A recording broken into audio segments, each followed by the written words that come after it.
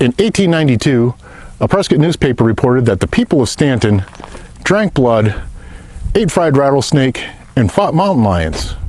It all happened right down here.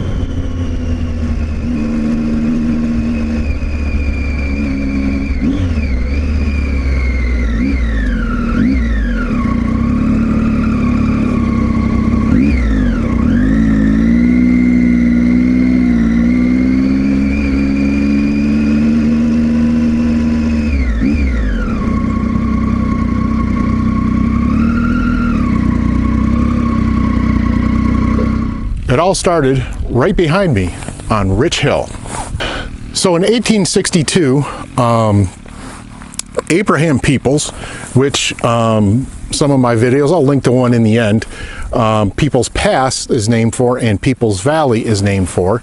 Abraham Peoples contracted a man named Pauline Weaver. Yes, Pauline Weaver was a scout, a prospector, and a guide to take his group through the through Arizona territory. They went to the La Paz Valley, and they went to the Hacienda River Valley, which was what we were in right now, and to do some prospecting for gold, for placer gold, which means you dig up the soil and you sluice it and you glean the gold from it. So the party, led by Pauline Weaver, went right through this area. I've heard several descriptions that Pauline's group was camped down in a wash or in a low-lying area, and they had, of course, livestock with them to provide food and be the beasts of burden and stuff. And they had camped in this general area some night, or at least in the Antelope Creek area, which I believe this is Antelope Creek, that wash down there. And they had lost some of their livestock. So while they were camped here, some of their livestock got loose and ended up going up to the top of this hill. At the top of this hill, a couple of the folks that were taking care of the livestock found the livestock in a swell, or a little swell at the top of one of these hills, and it's called Potato Patch. The reason why it's called Potato Patch is when they're up there looking for livestock, they found potato-sized lumps of gold lying on the ground, or as easily dug up as taking a small belt knife and digging it out right from the ground. Potato-sized nuggets of gold. I don't know if that is exactly true, but judging by the 150 plus years of mining here, which still goes on today, that had to be at least pretty close to the truth. As you can see right now, the side of the mountain's pretty well scarred up with trails and tailings piles, and mining has gone on here for quite some time. So that little episode was the genesis for 3 mining communities right in this area.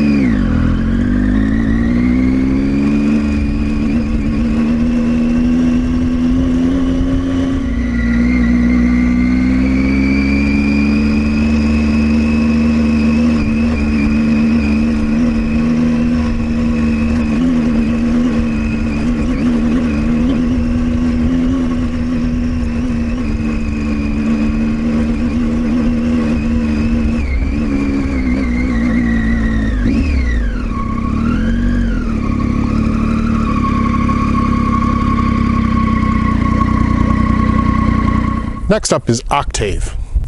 As you can see behind me, Octave is private property and gated off. And on the internet, there is some question as to whether it's still really non-accessible, but I have a tendency to honor private property signs and not trespass. However, Octave, or as it suggests, is eight businessmen in 1863, after the finding in Rich Hill, came up here and established a consortium that mined this property from 1863 till 1941. In 1941, an executive order stopped all non-necessary mining operations, and this being one of them. This was a gold mine and whatever else they could find, silver, lead, copper, whatever. Anything that they could find mineral-wise was mined here. It was very successful right up into the 40s when they stopped operations here. The reason why this is posted is it is an active mining claim. I don't know if it's actively being mined. However, there has been some activity up there. It's been a few years. I did have access to the property at one time. There are some standing buildings up there. Not too much of anything to risk your freedom over jumping the fence. Cool place, cool little bit of history here, and we will move on to our next stop.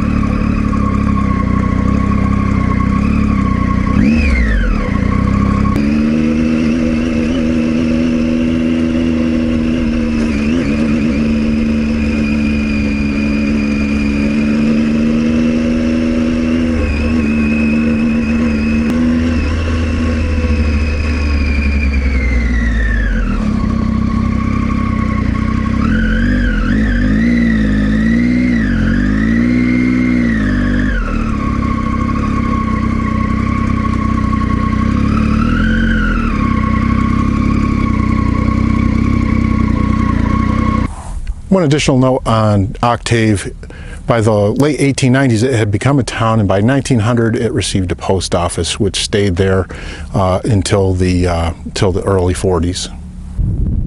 So behind me is the road to Weaver, and this is one of the reasons why I try to document as much as I can about Arizona and the abandoned mines and ghost towns, mining activity has begun. And there's lots of other reasons why I try to do that, because these places are going away, or at least the access to them is going away. But behind me is the town of Weaver, and it was incorporated, I don't have the exact date, but it was incorporated right around the same time as all three of these communities. So Stanton, Octave, Weaver. And Weaver ended up being a town before Octave and received a post office in 1899, which was then transferred to Octave up the road in 1900. But Weaver itself was the outlaw community. So folks would come from all over who are doing bad things, being chased, and come to Weaver to hide out, cool off, and do the bidding, they say, of Stanton himself, who the town of Stanton is named for. We'll get to that later. But this was a real bad place, and a lot of the town folk who lived here moved out of here, mostly to Octave, to get away from the crime. But the mining was done here, and it kind of petered out towards the beginning of the last century, where Octave thrived and Stanton continued on. And like I said, Rich Hill, which is right across the street from Stanton, has continued on even to this day, even though it's in hobby form.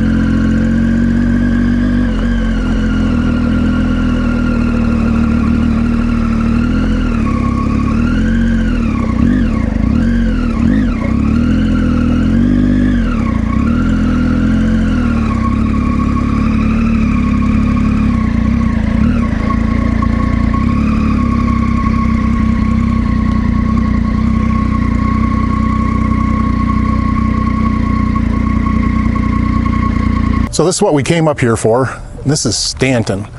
And just to let you know how to get access to this, because it is open to the public, you have to go into the office and sign up. It's owned by a mining club these days, but they do allow access. You have to sign a liability form, and then you can walk around. There's some limited access to some of the buildings, and we're going to walk around and see what happened here. So it was rumored that Stanton started in 1863, right after the discovery of gold on Rich Hill. It was actually originally called Antelope Station, or Antelope Camp, and then Antelope Station. The road that goes right behind me, right past Rich Hill on the other side of the road, is actually still, it was a part of a stage road that went from Wickenburg to Prescott. So the town's name changed from Antelope Station to Stanton when the post office in 1875 was opened up, and the postmaster, Charles P. Stanton, changed the name of the town. So Charles Stanton wasn't the most reputable person in the world. It is even rumored or in story or storied that he was the illegitimate son of an Irish lord and a University of Dublin graduate. He was once the richest man in Arizona, and he got there by not so great tactics. So the stage stop behind me is noted actually right on the building that it's Stanton's stage stop, which it was actually owned by William Partridge, an Englishman, who had that. And then across the way at the hotel, Yaki Wilson owned some pigs, and there was some dispute between these two gentlemen, and Mr. Stanton got in between it, and I'm not sure of the exact circumstances, but he got the two fighting with each other, and one shot the other. So Partridge at the hotel shot Wilson and ended up in the Yuma prison, and I'll add my link to Yuma prison at the end of the video. It's a bad place. So Stanton, having gotten rid of one by murder and one by jail, was able to take over a greater portion of the town. So Stanton would hire his henchmen to do his deeds here. This town was known as a pretty rough and tumble place. By my opening, you can probably tell that. But he would hire his henchmen out of Weaver and have them do whatever he needed to do down here. It's been said that he's never done a crime on his own. He always hired somebody, kind of like the Tony Soprano of the West. So Cristero Lucerno was part of a Mexican gang. He was kind of like the Mexican head honcho here. And apparently Stanton had insulted his sister. And Cristero sent somebody named Vega to Stanton to get rid of Stanton. And he did that right in this building. So like many towns in Arizona, mining towns especially, as the years wore on and the 20th century wore on, people left and moved on to other places. Things played out, and many things changed, and the population here dwindled to next to nothing. In 1955, a publication, a magazine, purchased Stanton, the town of Stanton, and as a publicity stunt had put it up as a raffle, and somebody won it. And fortunately enough, a gentleman named Buzzard, who is part of the mining club that owns this, had purchased a ticket, also knew who it went to, spoke to the man and said, if you are ever in the mind to sell it, I'll purchase it. And he purchased it from the person who won Stanton. So that's why it's here today, is because of that guy. And Buzzard is no longer with us, but I figured I would come over here and visit this plaque. And George Buzzard Massey. And Buzzard was the guy that really did a lot to keep this place up, and it's still pretty well maintained. And the reason why it's here, otherwise, like many towns, wouldn't be here anymore. So let's take a walk through town and see some of these well-preserved buildings.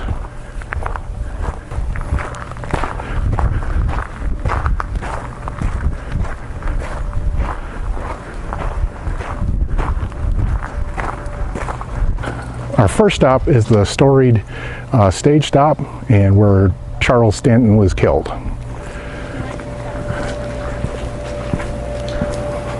So these buildings are not recreations, they're actually the buildings that were here in the 1800s. And stage stop is actually where you need to come in to sign in and let the folks know that you're here. There's lots of memorabilia on the walls, I won't bore you with it.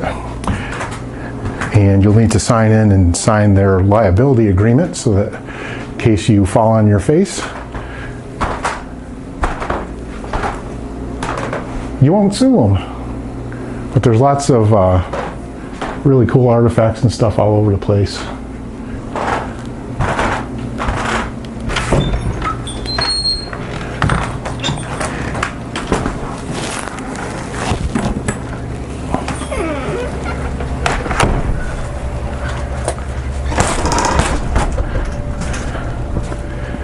Let's take a walk over to the hotel. Many of the rooms have been repurposed to things that more suit the club and the RV park that's here, and you can actually stay here. There's 3-day passes that you can get, and I was told that you can bring your RV here. There's hookups, and with whatever cost there is, I'm not sure what it is, I didn't check that out. There's 2 washes that you can actually go and placer mine in. And this is the original hotel that Yaki Wilson owned.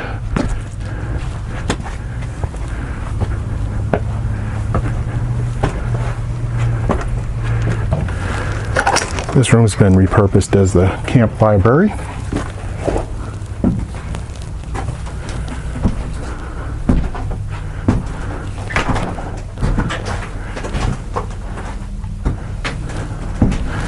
Yeah, I mean, just original floors, original walls. The walls were plastered, I believe, and they talked about having one of the longtime members here talked about stripping wallpaper off the wall, and they found a gold coin behind the wallpaper. Not sure if that's exactly true. He wasn't either, but stories. This is kind of the corner porch on the hotel. You can kind of think about, looking out on the goings on in town, people coming and going in the stage stop.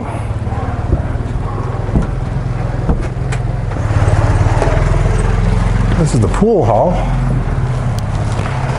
and I'm not certain that that's original wallpaper. I would think that with windows like this would have been either the check-in or maybe the restaurant. Yeah, I'm certain that that's not original wallpaper. It kind of looks cool.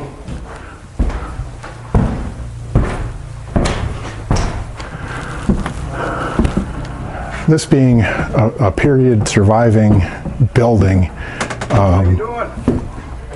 you kind of get the real feeling of walking down a plank boardwalk and kind of being here in that period of time, whether it's romanticized in movies or real life.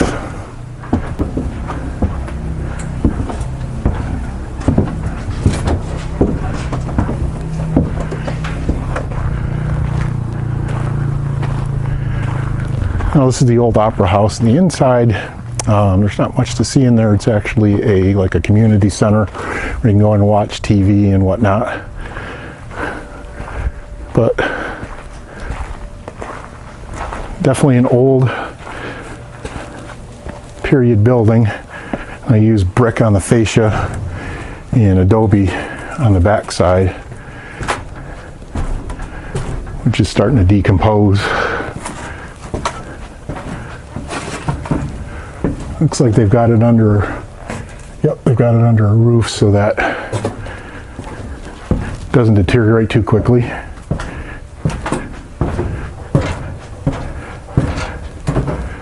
So we'll go over and check out, there's some residential houses that are still here and still standing. And one of them is supposed to have the old jail in there. It's not structurally sound enough to go into the jail portion of it, but I hear you can look through a window and see inside. Just to note, just about everybody here I've talked to, I've run into a bunch of people, and everybody's friendly and cordial and has 1 or 2 stories to tell of what they know about history or fun that they've had here. So all these buildings here are 19th century original buildings also. The white one is open. I don't believe that the other 2 are, but we can actually get a look around in them anyway.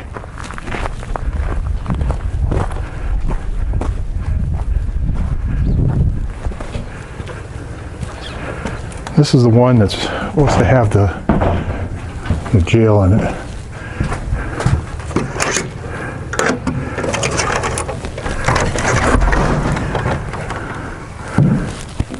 It was repurposed as an exercise room. I believe the interior in here is that's all original wainscoting over there. Probably was the main gathering area, maybe the living room or dining room and living room. Right behind me must be what they're doing to stabilize the building.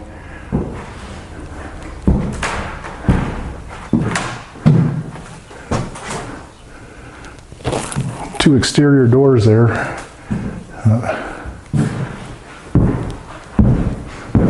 It's amazing that it stayed in this shape, because you just wouldn't see this.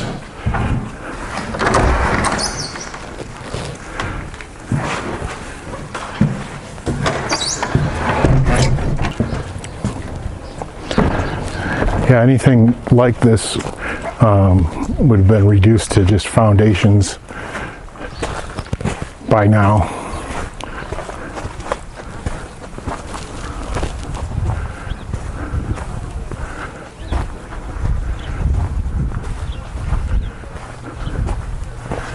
One of these windows, I'm guessing, is the actual jail.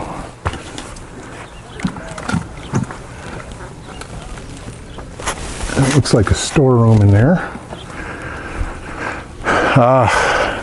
This block structure, I guess, would be the jail.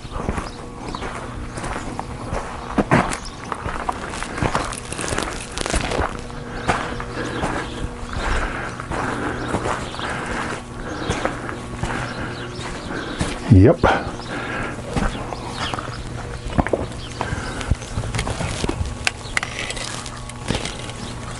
I don't know what you guys can see in there. I can't see too much of anything. That's the old jailhouse. So yeah, that portion of the structure, you just, I guess it's unsafe. It kind of looks like it's leaning a little bit. Let's see what these other two houses are like.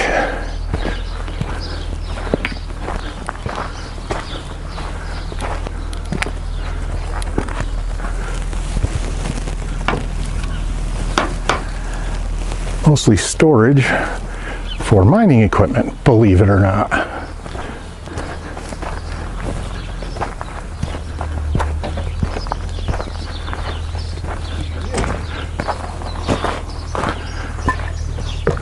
This was a duplex, obviously. You got two entrances, two sides of the house. There's all kinds of shiplap inside there. Joanna Gaines would be proud.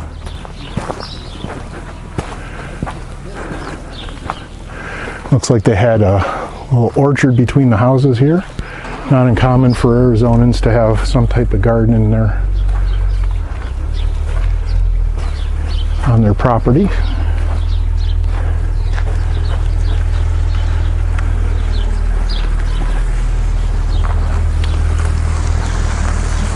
Especially trees, if you could grow them, and provide shade and, I don't know, apples or pears. I know they grow pears somewhere around here.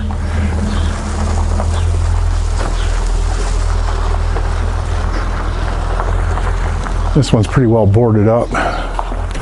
And a back door.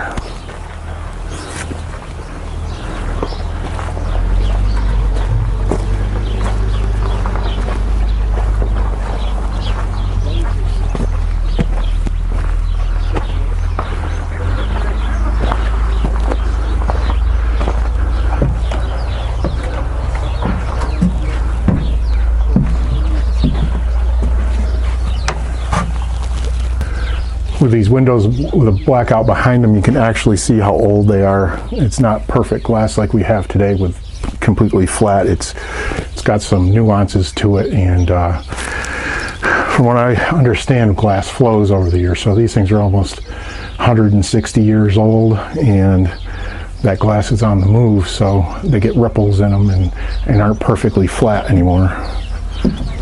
So we'll head back down Gold Fever Road and towards the bike and make our way out of here. Now you might be thinking all these RVs are uglying up my ghost town, but essentially this might have been actually what it looked like. I mean, there probably was more hard structures here later on, but this was definitely a gold camp. You would have people coming in and out, whether squatting on property or purchasing property, putting up a false front wooden front building with a canvas in the back. I mean, you basically would have lived in tents unless you were pretty well off and you made some type of good strike that you could afford a good hard house.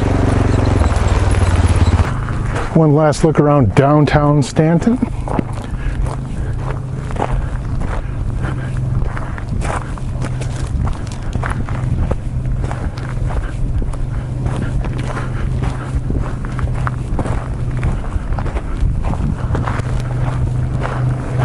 This is the opposite side of the hotel. You can actually see the original chimneys up there.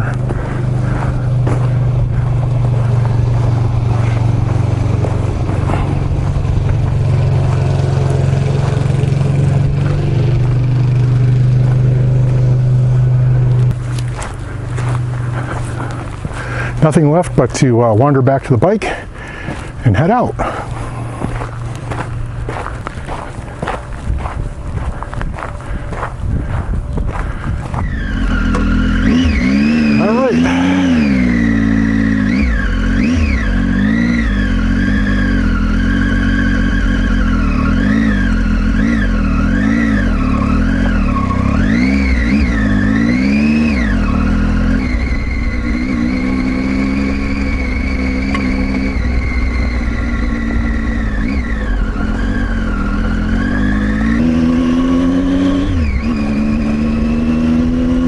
We're going to say goodbye to the Weaver Mining District.